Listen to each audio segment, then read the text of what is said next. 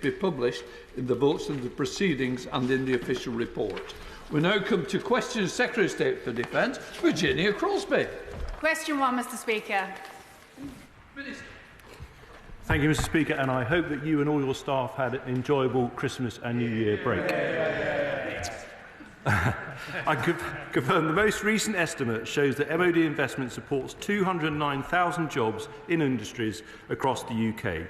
We continue to support UK businesses through direct procurement of equipment and services, supply chains, exports, and investing in the future through research and development.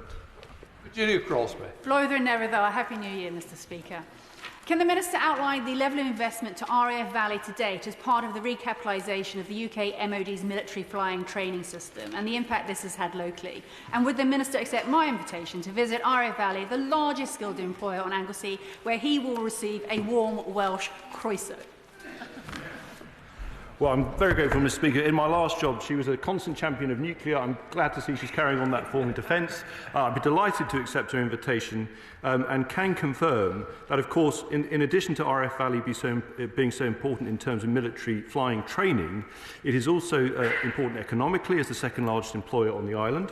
And I can confirm that investments announced in the last 18 months resulted in £175 million for a new Texan training facility and £600 million for Hawk T1 and T2 engineering maintenance, underscoring our ongoing commitment to investment in jobs and skills at RAF Valley for many years to come. Tonia Antoniazzi. Thank you, Mr. Speaker. The MOD admitted in May that just 4% of the steel used to construct Type 31 frigates is sourced from UK steel yards. Now, what steps is the Minister taking to ensure that British warships are built in British shipyards by British workers using British steel? Well, it's a very good and very important question. I think what I would say is, as the Honourable Lady knows, sourcing steel is ultimately a decision primarily for our prime contractors who lead on procuring those platforms. What I would say is, if you take, for example, the Type 26, I believe almost 50% of that is UK sourced. So it does vary according to the needs and requirements. But what we do encourage our prime contractors to do is obviously to use UK steel where it is possible and practical to do so. Drax. Mr. Speaker, one decision my right honourable friend could make to support the defence jobs would be to retain HMS Albion and HMS Bulwark. Could he reassure the House and the Royal Marines and the Royal Navy and the Armed Forces that these two vital ships will be kept and not in operations and not mothballed? Well, I'm grateful to my honourable friend who speaks with great authority with all his time on the Defence Select Committee. What I would say is no final decision has been made on these platforms. I know there's been a lot of coverage in the press and a lot of chatter inevitably. I know how important they are to our service personnel, but I want to reassure him that we are looking at this in the round. But in terms of jobs, we are absolutely committed to supporting defence jobs across the piece. Obviously, we have recruitment challenges in terms of our personnel, but we also have to support British industry, and that's why we have the Secretary of State leading in his role as shipbuilding czar. Jim Shannon. Thank you, Mr. Speaker, and can I wish you, Mr. Speaker, and all right honourable members a very happy New Year. Minister, Northern Ireland is a very integral part of the defence company supply chain. I'm very keen to ensure that we in Northern Ireland have all that opportunity that we have in the mainland. So what discussions has the Minister had with defence companies in Northern Ireland, such as Thales, in relation to securing further employment within the defence sector? Thank you so much. Well, I'm very grateful to Nigel. I can confirm to him the first SME roundtable I held was in Larne in Northern Ireland. I met a number of Northern Ireland SMEs. They are absolutely integral to our industry. In terms of Thales, I actually met them just before Christmas. Of course, they are responsible for the NLAW and a number of very important munitions which have been used in Ukraine, and underlines the importance of why we need to support our British armament industry. Nigel Mills. Number 2, please, sir. Secretary of State. Happy New Year, Mr. Speaker. With your permission, I'll answer question 2 and number 6 together. The Royal Navy and this government is committed to the protection of maritime trade, ensuring that both people and shipping remain safe to travel through international waters. And the work's driven by latest intelligence and analysis of that picture. And as I said on the 19th of December in my written statement, HMS Diamond has joined our partners and allies as part of the Operation Prosperity Guardian to protect freedom of navigation and merchant shipping in the Red Sea and the Gulf of Aden. Can I thank him for the answer and thank those of our armed services for their work protecting these important routes. Could he update the House on what discussions and work he's doing with our international partners to try and de-escalate tensions so we don't need to do all this protection work, we just go back to the normal free flow of trade? Well, Mr. Speaker, as my honourable friend will know, the Houthis have been causing havoc in that part of the Red Sea, in particular attacking ships. There was a 500% increase from November to December between attacks on maritime shipping, showing that this is not, in fact, a direct connection to the wider conflict in the region, but a decision, given it was November and December, by the Houthis to attack free trade. That is unacceptable, and we're working with our partners through Operation Prosperity Guardian and other measures to tackle this. Mr. Carmichael. The Secretary of State is absolutely right to point the finger towards the Houthis, but we shouldn't ignore the role of Iran in this enterprise as well. What is he doing? What is the government doing to work with our international partners to ensure that the merchant marine have the confidence to keep using the Red Sea, which is absolutely critical to the smooth operating of world trade?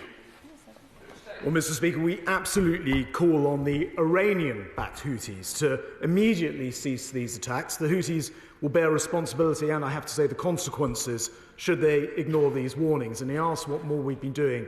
I issued a statement along with 10 other countries during the break in which we made very clear that consequences will follow if they don't stop this action. To be clear, Mr. Speaker, the UK will not tolerate the Houthis closing international waterways. Shadow Secretary of State John Healey. Thank you, Mr. Speaker. I welcome what the Defence Secretary has to say today. These attacks on Red Sea shipping must stop. They destabilise regional security, they disrupt international trade, and they put civilian and military lives in danger. So we back the UK action with allies in the new Maritime Protection Force and the joint statement condemning these Houthi attacks that the Secretary of State has just mentioned. He's announced today, but hasn't mentioned to the House, that HMS Richmond is now sailing to the Gulf. In light of these escalating tensions, what other Royal Navy ships has he put on standby for the region?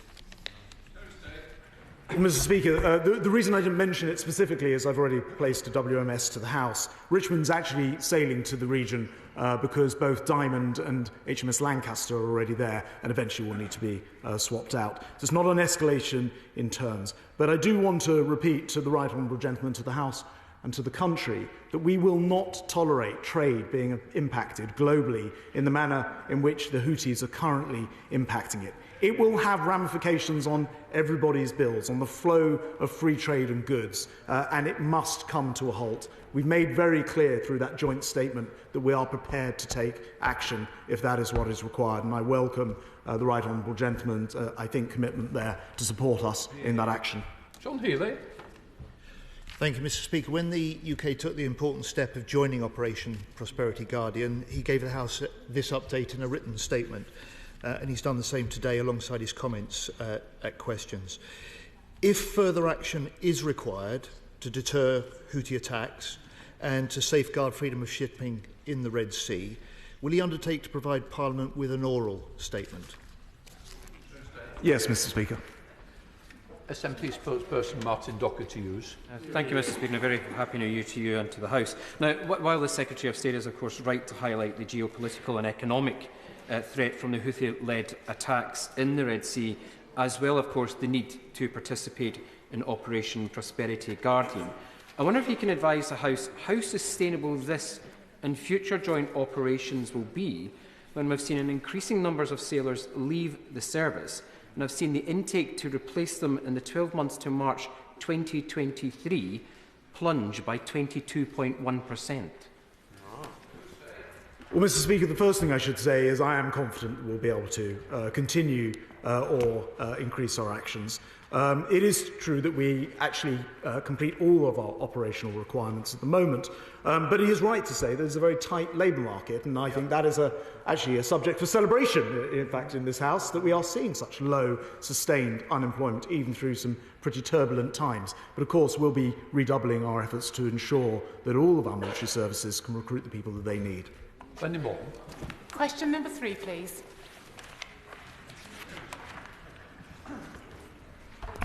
Mr. Speaker, with permission, I'd answer 22 and 24 together with number 3. We continue to support Ukraine's priorities, including air defence to protect national infrastructure, further artillery, ammunition and support sustained capabilities, including 10,000 Ukrainians to be trained in the first half of 2024. Mr. Speaker, will my right honourable friend also, though, join me in welcoming the new Maritime Capability Coalition, which builds on the support that the UK, Norway and others are providing to Ukraine, and also re-emphasise the need for us to continue to work very closely with our NATO partners and allies to continue to provide and strengthen support to Ukraine and make sure that those resources reach where they are needed? Well, I absolutely will. As my right honourable friend says, the new Maritime Capability Coalition, which I launched at Admiralty House in December, has now actually been joined by 10 further nations, together with Norway, who will help to ensure that the success that Ukraine's been seeing in Crimea and the Black Sea is continued. Ukraine is doing an incredible job, a nation which has virtually no navy at all, destroying up to 20% of Russia's Black Sea fleet. Thank you very much, Mr. Speaker. In the United States, additional aid to Ukraine remains stuck in the Senate, and there is a potential for a shift in their political leadership later this year. Considering that we are still awaiting this government's promised action plan for Ukraine, how assured can we be that the Secretary of State is discussing with our NATO allies all future scenarios to ensure there will be no lapse in collective military support for Ukraine? Well, Mr. Speaker, I really hope that there can be no doubt about this government's commitment to Ukraine. Not only were we first with the training, we've been first with the tanks, with the missiles, with the permissioning, with the ability for Ukraine to continue this fight in all manner of different ways. And on a personal level, I have to say, having had a family of 3 Ukrainians live in my house for a year with us, I'm personally committed to this cause as well. So we are doing everything possible, including working throughout the Christmas and New Year period, where I've had numerous conversations with my Ukrainian opposite number and others throughout the government to make sure we are supporting their action. And it's a Ukrainian plan that's needed to win this war, not a British or American one. Thank you very much indeed, Mr. Speaker. Well, Labour fully supports providing military aid to Ukraine, but what steps is the Secretary of State taking to speed up the development of a stockpile strategy in collaboration with NATO allies to replenish supplies and to ensure that MOD procurement and parts of the defence industry are on an urgent operational footing, both to support Ukraine for the long term and to rebuild UK stocks for any future conflict? The Honourable Lady is absolutely right. We actually already have a huge amount of military munitions and equipment on order in order to both replenish but also to help continue to support Ukraine. When it comes to Ukraine itself, the United Kingdom set up the International Fund for Ukraine, of which we have numerous different orders in place for equipment for Ukraine. That's raised nearly £800 million, and over 400 million, or I think up to 400 million, is already committed through those contracts. Thank you, Mr. Speaker. Could I congratulate my right honourable friend for the work he's done as Defence Secretary since taking on the Department. His long experience in government has shown to the fore, and I'm delighted for the work he's done so far. Mr. Speaker, in June last year, I wrote at the request of number 10 in the Cabinet Office to request the next year's funding for the support to Ukraine. That's the year of 24-25. That funding was between 2.3 billion and 2.6 billion requested. Unfortunately, since that time, we've heard nothing from government about what it plans to do for the next financial year. Planners in the Ministry of Defence need time, as do the Ukrainians, to get used to it. If we don't start making the announcement soon, Mr. Speaker, we will fall behind many of our European colleagues who have already overtaken us with that support. Well, Mr. Speaker, can I start by thanking my right honourable friend? I think on behalf of everybody in this House, he had the foresight to supply NLAWs to Ukraine ahead of time, the foresight to start training troops for Ukraine ahead of time, and today I can say we've trained 54,000 troops, including those who are trained since 2014. He's absolutely right about the ongoing support for Ukraine. All I can say is he won't be disappointed and he won't need to wait too long. Shadow Secretary of State John Healey. Thank you, Mr. Speaker. In just 5 days last week, Russia fired 500 drones and missiles at Ukraine. Putin is stepping up his attack, so we must step up our UK support, but current military aid funding runs out in a matter of weeks. Now, the former Defence Secretary said, though not today, without new money, he said, it's very hard to continue the leadership the UK has been taking on Ukraine. Now, I asked in this House the current Defence Secretary about 2024 Ukraine funding in November. The former Defence Secretary wrote about it 8 months ago. 7 weeks from when I ask again, when will new military aid funding for Ukraine be announced, and will this be multi-year? But perhaps the right honourable gentleman didn't hear my previous answer. It won't be long. And just to sort of correct for the record for the House, funding actually continues through to April this year. That's £2.3 billion. So the funding is not in any way, shape or form in danger of running out. And just again to reassure the right honourable gentleman in the House, I'm also in constant contact with Umarov, my opposite number, and many others throughout their system, so they understand where funding's up to and are able to plan accordingly. Question number 4, Mr. Speaker. Thank you, Mr. Speaker, and a very happy New Year to you and to all colleagues. As at October 2023, 55.4% of civil servants are female, a rise of 0.7 percentage points compared with the 1st of October 2022, 11.7% of the UK regular armed forces and 15.9% of future reserves 2020 are women, up by 1.2 percentage points and 1.4 percentage points respectively in the past 5 years. That means the trend is in the right direction, but we can do better than that, and I'm confident that we will do so across the defence enterprise. Thank you, Mr. Speaker, and Happy New Year to you and to the House. I thank the Minister for his response. Many of my constituents work in the defence sector, whether it be at RNAS Yeovilton or Leonardo in Yeovil or Tallis in my constituency. I commend initiatives such as Leonardo's Aero Women programme that aims to increase gender parity in the sector, but I am concerned by the barriers women still face. The Women in Defence Charter aims to have women make up 30% of the UK Armed Forces by 2030, yet the current number is a meagre 12%. Therefore, has the Minister made an assessment in the last quarter of 2023 of the success of the Charter since its launch?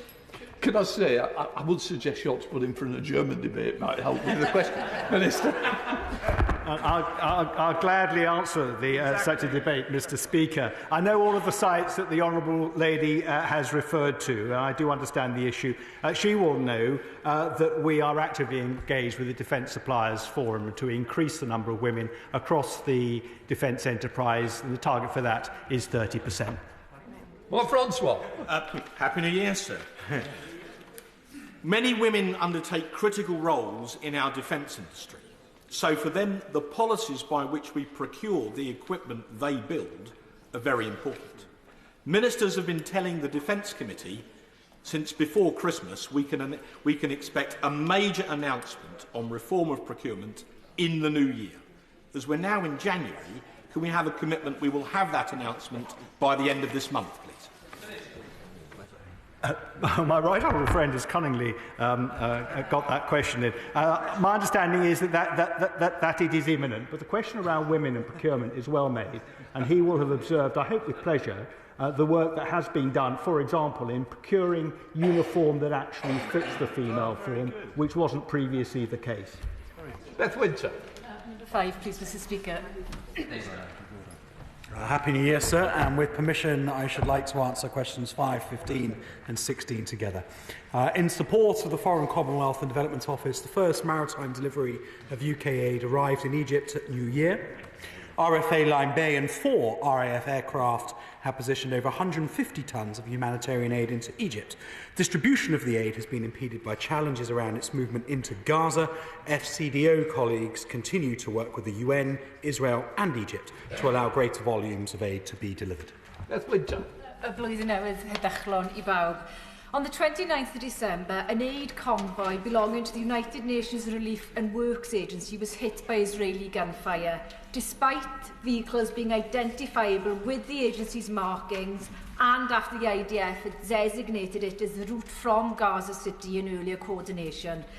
Given Israel's targeting of aid convoys, can the Minister say if the Ministry of Defence maintains a tracker database of alleged instances of breaches or violations of international humanitarian law in Gaza, as it has previously said it does in Yemen? Mr. Speaker, I have to write her on the exact point she makes about the tracker. I'm not aware of one. But that doesn't necessarily mean that there isn't one. I'll write to her. Whilst humanitarian aid is an FCDO lead, we continue to work with partners and allies to advocate for other crossings to be opened and to increase the volume of aid that is delivered into Gaza. Colonel McCarthy. Thank you, Mr. Speaker. I welcomed the news that RFA Lime Bay had delivered aid to Egypt. It's very disappointing to know that that is still being held up. Isn't it the fact that, given Israel's activity in Gaza, the only way that we're going to make sure that humanitarian aid gets to the people that need it is to try to secure another cessation in hostilities? So what role is the MOD playing in trying to make that happen? Well, Mr. Speaker, the MOD puts its shoulder to the wheel in support of the wider government diplomatic effort, but quite obviously the negotiation of a pause such as the one that the Honourable Lady rightly says is necessary to deliver aid in greater volumes is a lead of the Foreign and Commonwealth Development Office. And I believe, Mr. Speaker, you've had the foresight to award a UQ in which such questions may well be answered shortly by a Minister from that department. Andrew Gwynn. Thank you. The scenes that we are witnessing in Gaza are just horrific. The humanitarian catastrophe there needs greater focus from countries like our own and others around the world to bring it to an end and to get that aid in. Given that in a statement before prorogation for the King's speech, the Prime Minister said that we would be utilising the British Armed Forces capability to get those shipments of aid in greater numbers. Why aren't we getting those greater numbers in? What's he doing to get Israel to open the crossings, to get that aid in the quantities we need? Mr. Speaker, the British Armed Forces are being used to deliver aid into Gaza and have done so to good effect. My right honourable friend, the Defence Secretary, has struck up an excellent operational relationship with his Israeli counterpart, which has allowed for the opening of the Kerem Shalom crossing, which I think is, again, a reflection of the success of UK engagement with the Israeli government on this matter. But the volumes of aid are not limited by the availability of military capacity. There is plenty of that. It is the availability of crossings and the ability to distribute the aid, and that is something that Foreign Office colleagues work closely with the UN, Israel, Egypt and others in order to increase. Blake Drummond. Thank you very much. Happy New Year, Mr. Speaker. France and Jordan successfully delivered medical aid to Gaza by air last week. Has the Minister considered the viability of the UK airdropping food and medical supplies in the same way to Gaza through airdrops? Well, Mr. Speaker, I think airdropping is a very imprecise way of doing business, and our preference is to seek maritime routes. Should the future security situation allow, is any feasibility studies being undertaken to see if aid could be delivered direct from ship to shore, direct into Gaza in the future? The Defence Secretary has been in the lead internationally on exactly such an initiative, working with our friends in the Cypriot MOD. There are indeed ideas to do exactly that, but they obviously need to be agreed with all parties before they could happen. Mr. Speaker, I urgently press the Minister and the Department to secure Red Sea vessels as well as facilitating aid getting into Gaza. People in Bolton are demanding assurances on both maritime safety and on humanitarian support for Gaza. So what assurances can he provide to people in Bolton? Well, Mr. Speaker, clearly the delivery of aid into Gaza is principally a maritime and aviation effort in the Eastern Mediterranean, but he is correct that the security of shipping in the Red Sea also has an impact, and that is why Royal Navy warships are part of the task force that is in the Red Sea seeking to protect those sea lanes. Rachel Hopkins. Number 7, Mr Speaker. With permission, Mr Speaker, I should like to answer questions 7, 8, 20 and 23 together. The MOD delivers a range of services to veterans and their families. This includes the administration and payment of armed forces pensions and compensation, the provision of tailored advice and assistance through the Veterans Welfare Service, Defence Transition Service and the Integrated Personal Commissioning for Veterans. Thank you, Mr Speaker. Veterans' homelessness rose by 14% last year, according to government's own figures.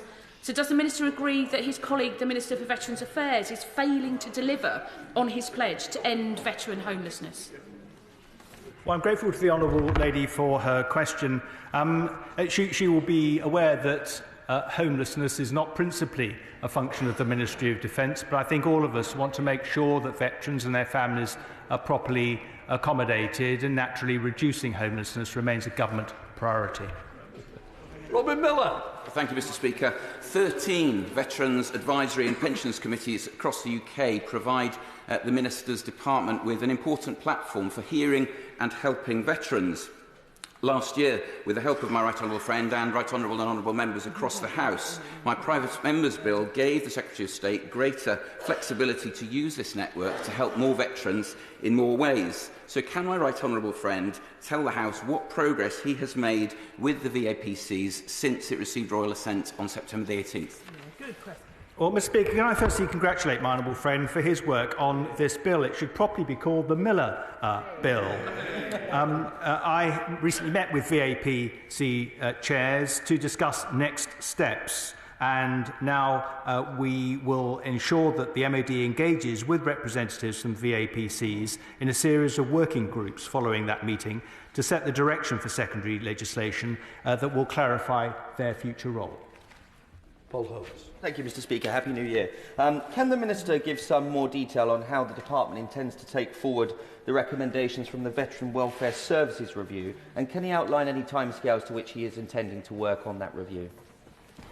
Grateful to my honourable friend. Our response to the independent review of welfare services veterans accepts the principle and intended outcome of all the recommendations, and will shortly publish our response to the recommendations of the AFCS quinquennial review. The reviews will inform a programme of improvements in the way we deliver the compensation scheme and how we provide welfare support to ensure a consistently high level of service. The responses will set out our commitment and high-level plans, in particular how we will make our services less adversarial and more user-friendly. James Davies. Thank you, Mr Speaker. Happy New Year. As promised by the Prime Minister, medals are being issued to recognise those who participated in Britain's nuclear testing programme during the 50s and 60s. Now, some families are expressing a wish for a presentation ceremony for their medal. How would the Minister recommend that these could be organised, whether locally or nationally? Well, I'm grateful to my honourable friend.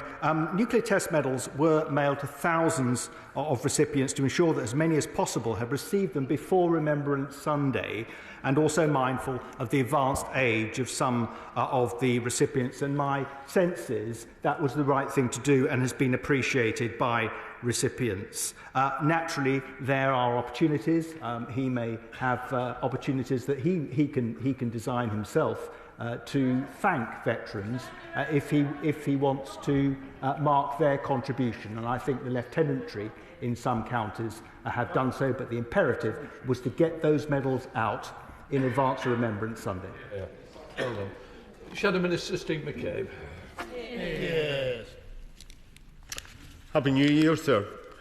Mr Speaker, I spent the recess studying the Veterans Strategy Action Plan with its 60-odd commitments and thinking about the views of the Minister for Veterans Affairs on what he calls the lack of political horsepower. Why is it, after 14 years and so many commitments, that 74.6% of veterans are so dissatisfied with the compensation scheme for illnesses and injuries? And as we've heard, why are 500 veteran households being declared homeless every 3 months? Is there still a lack of political horsepower? Or is there a need for better coordination between the Office for... Order. I've not been funny. I've got a whole list to get through. We've got to really have shorter questions. That is very long. I think the Minister got the gist of it.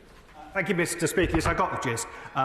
The Armed Forces Compensation Scheme and the War Pension Scheme will be, I think, dramatically improved by the digitalisation of veterans' services, which is ongoing. That's a huge commitment that will bring us into the 21st century and improve the service that is provided to veterans who are seeking compensation. But he will know that in the last financial year there were 61 complaints to Vets UK, and there were 2,000 expressions of thanks for the service that they have received. Thank you, Mr. Speaker. Number 9. Thank you, Mr. Speaker. I am pleased to confirm that we have made significant progress in developing the AUKUS partnership.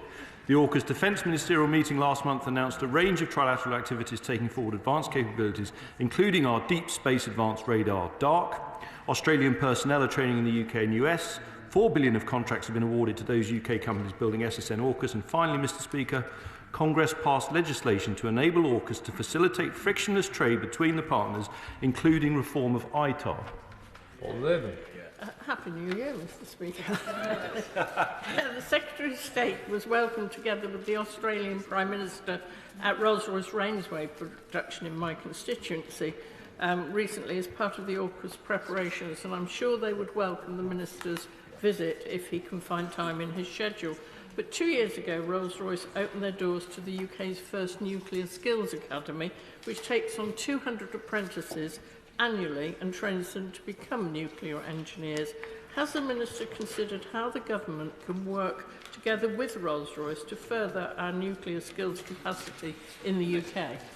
Well, I'm grateful to my honourable friend. It's an excellent question, and I'll be delighted to visit Rainsway.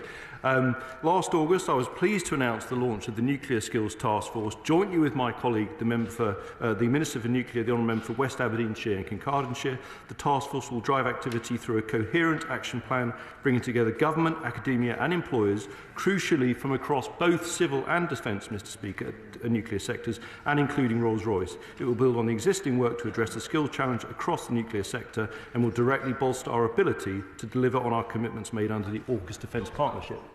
Thank you, Mr. Speaker, and AUKUS has strong support across this House. But while the timescales seem very long, in reality there is growing concern in the defence community that they may already be slipping, often because of bureaucratic inertia in all countries.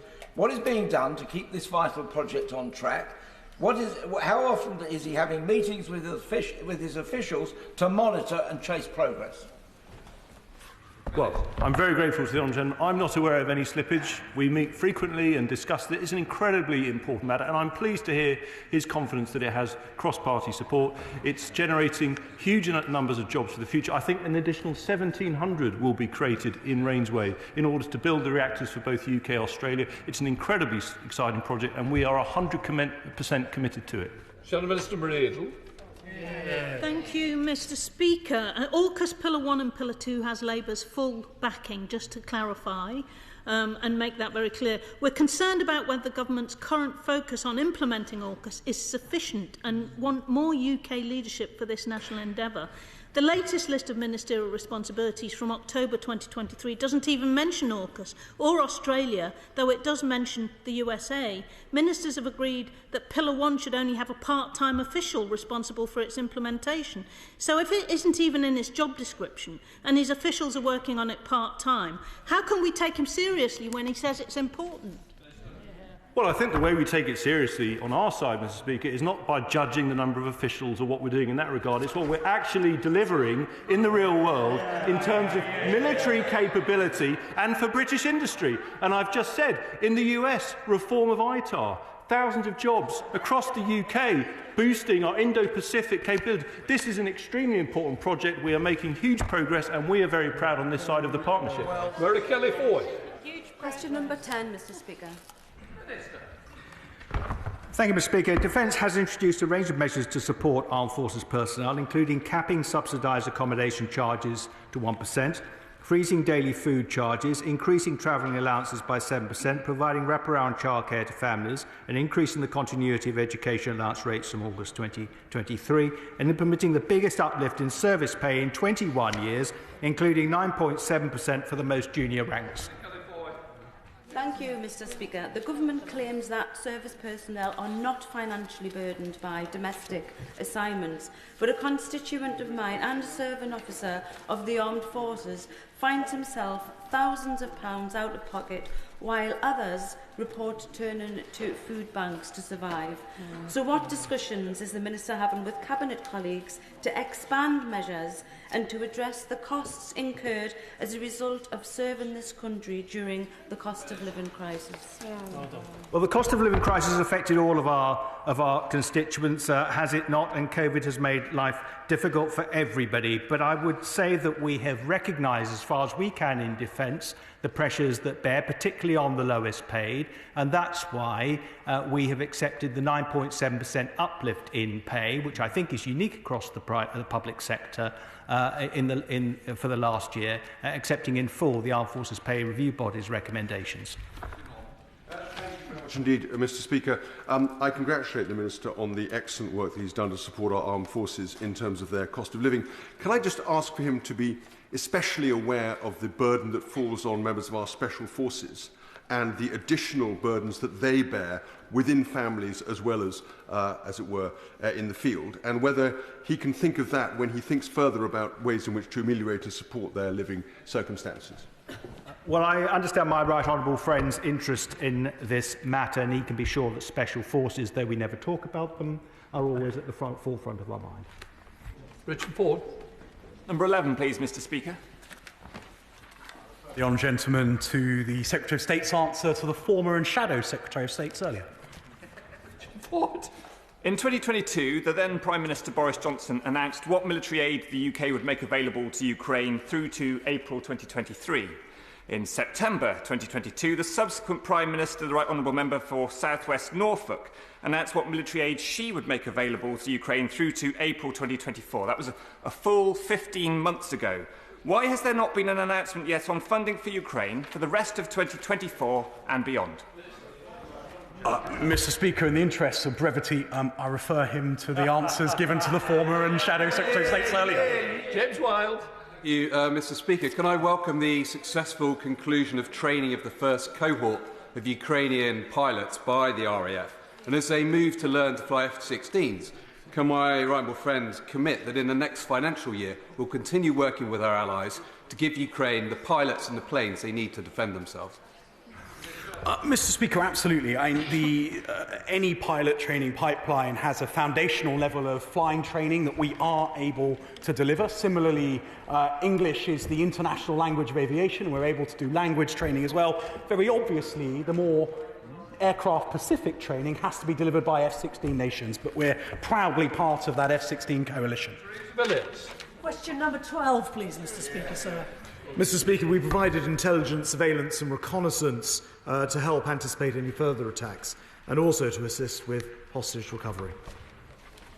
Mr. Speaker, 100,000 people have been displaced from their homes in northern Israel because of the fear that if Hezbollah adopt the same tactics as Hamas, the carnage could be even worse than on the 7th of October. So what's the UK government doing to try to prevent more weapons getting to Hezbollah, to de-escalate the situation, and see, at the very least, Hezbollah retreat further north from the border?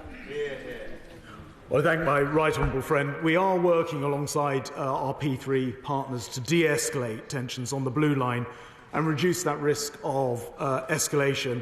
And we're continuing in our efforts to support the resilience of the Lebanese armed forces, who we've helped elsewhere, with the eventual aim to get them to the Lebanese southern border and ensure implementation of UN Security Council Resolution 1701. Question 14, sir. We continue to apply an array of measures to support recruitment and retention and to refine the armed forces offer. These include financial incentives, flexible service and an improved accommodation offer.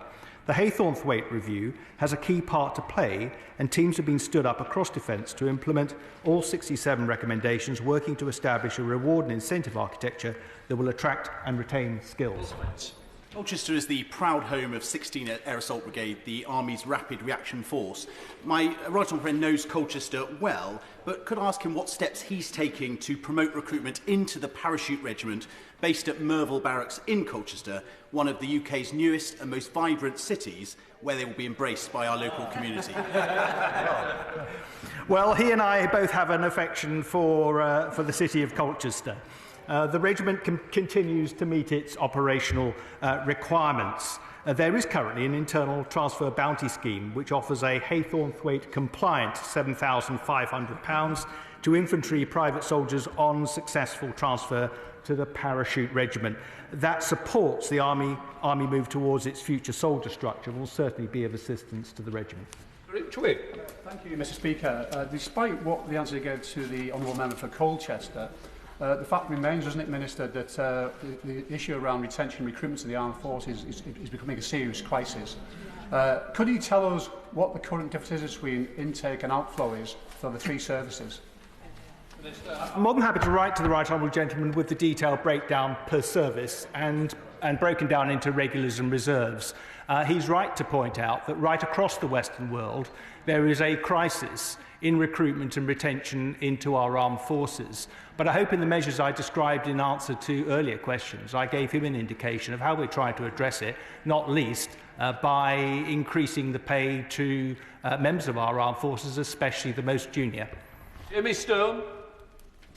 Not here. Joanna Cherry? Who is here? Number 20, please, Mr. Speaker. Mr. Speaker, it's undoubtedly the case that many of those who served in Afghanistan are deeply disappointed that those that they serve with, either in the Afghan National Army or the Afghan Special Forces or the wider apparatus of the state, have not been able to come. Sorry.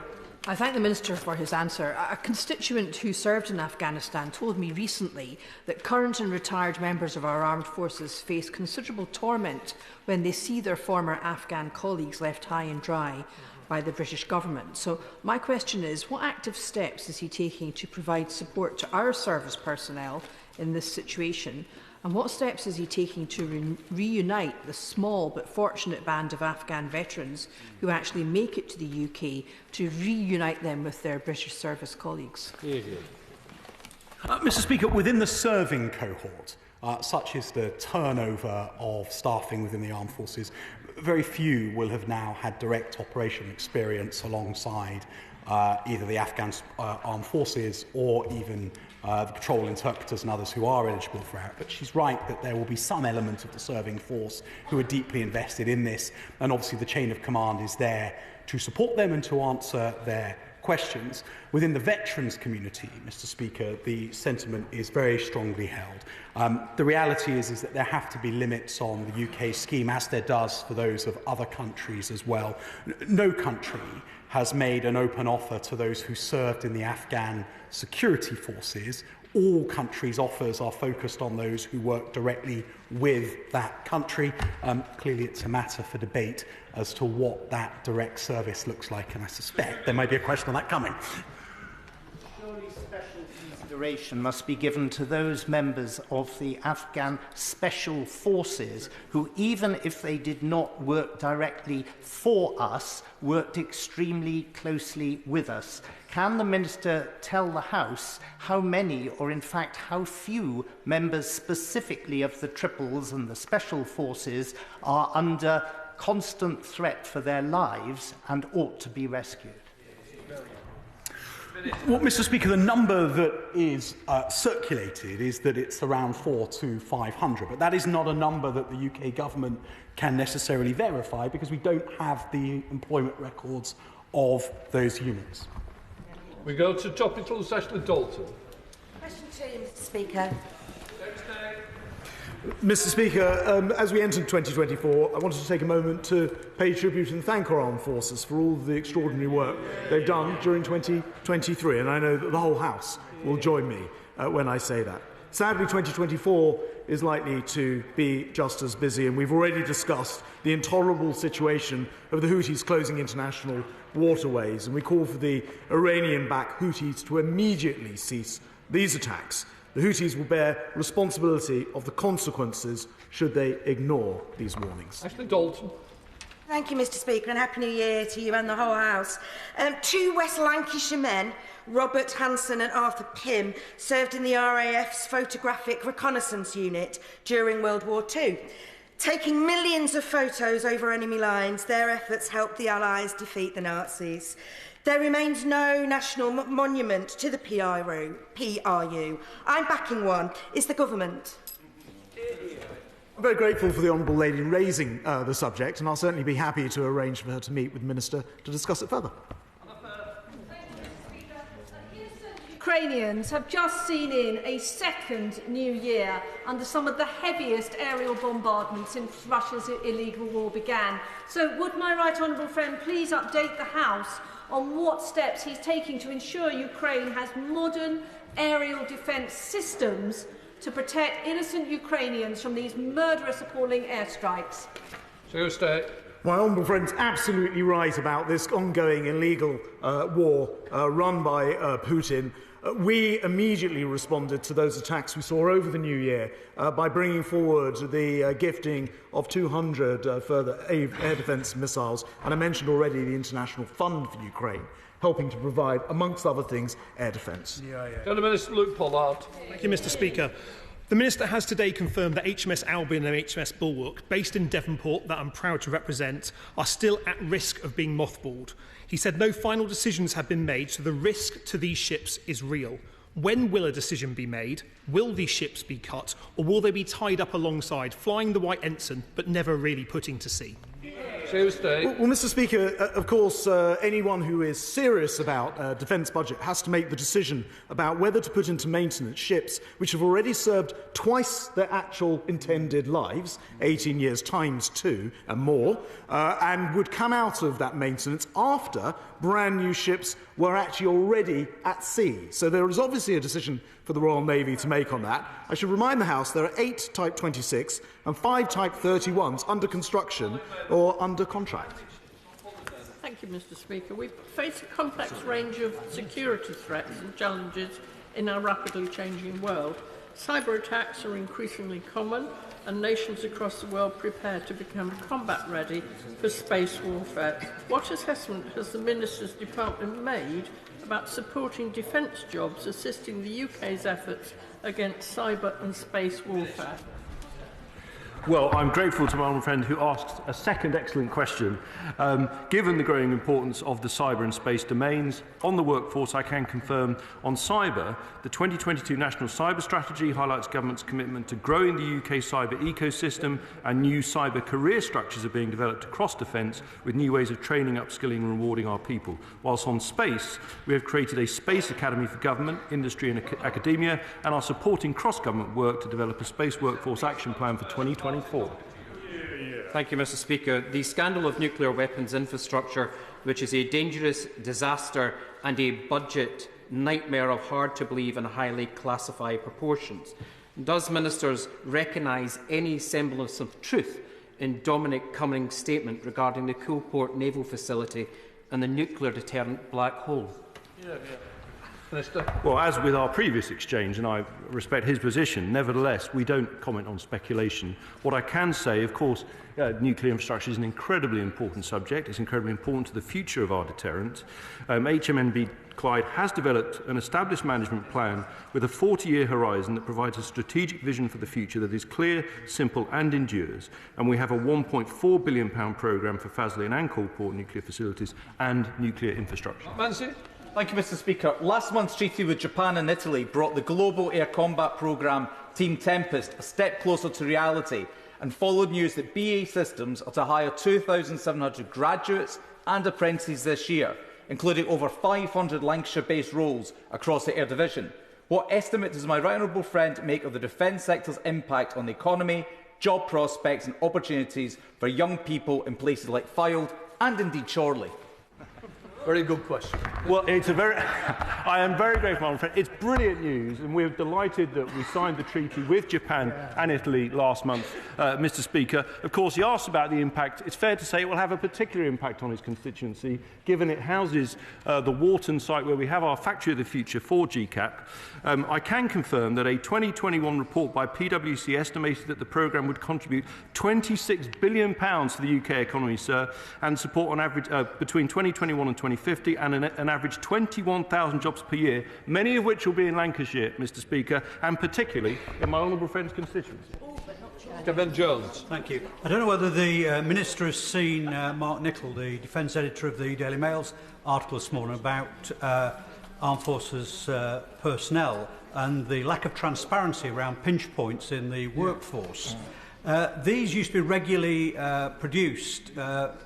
Could I ask the Minister when the decision was taken to no longer produce them? And will he give a commitment today to produce those figures in the interest of transparency? Minister. I'm grateful to my right honourable friend. I can't give him a straight answer to that because I can't remember when they were withdrawn, but I can certainly look into it and write to him.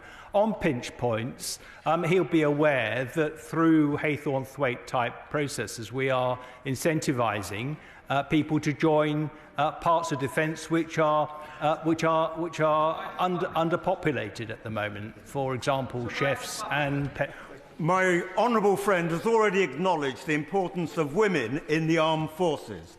Will he express my belated thanks to Air Marshal Baz North, now retired, Sir Baz North, who helped me in a difficult constituency case to get someone into the Royal Air Force? And would he join me in praising her, Lowry Simner, who has just been promoted to squadron leader? Yes, absolutely. I join my honourable friend in congratulating both of those people. Well done. Morgan. Thank you, Mr. Speaker. The service family accommodation at Clive Barracks in my constituency is very concerning. I have a family living in a mouldy house with severe health problems.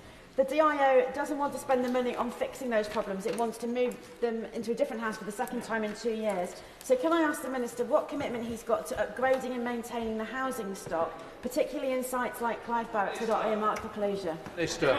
Well, I'm grateful to the honourable lady. She's welcome to write to me about the specific case, and I pay tribute to the fact she is very consistent in raising these accommodation issues. We had this exchange in Westminster Hall about accommodation, as I said then, and she raises money in DIO. The key to this is investment. We've doubled the budget for maintenance and upgrades this year as part of the extra 400 million we're putting in. That's why we can address so many properties in terms of damp and mould, but I'm happy to look at the specifics of that case. Mr. Speaker, with the media reporting the retirement of the Bulwark and Albion, there are obvious questions raised about Britain's future amphibious capability, a capability used so admirably during the Falklands War, along with the unrivalled skills of our specialist troops. So would the Minister agree with me that our Royal Marine Commandos are an asset we cannot afford to lose?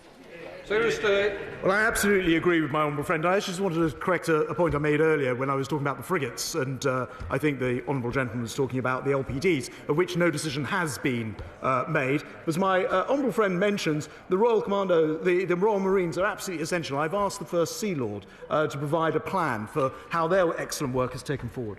Tricia Gibson. Thank you, Mr. Speaker. The long-running industrial dispute at Defence Equipment and Support Beith in my constituency started in July last year and looks set to continue as workers fight for fair and equal treatment.